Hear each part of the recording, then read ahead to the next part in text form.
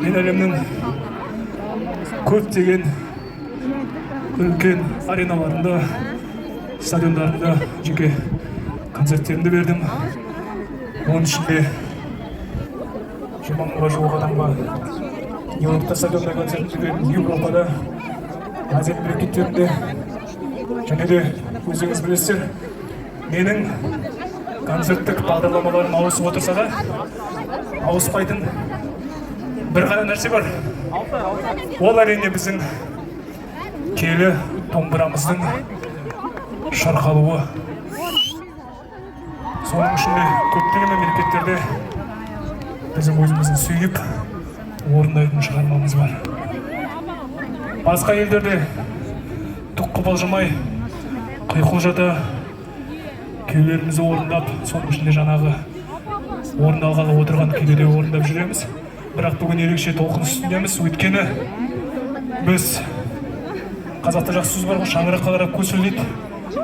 Шаңыраққа келіп, осы күйдің шыққан ортасында, шыққан жерінде жергілікті көрермендерге орындап бергіміз келіп отыр.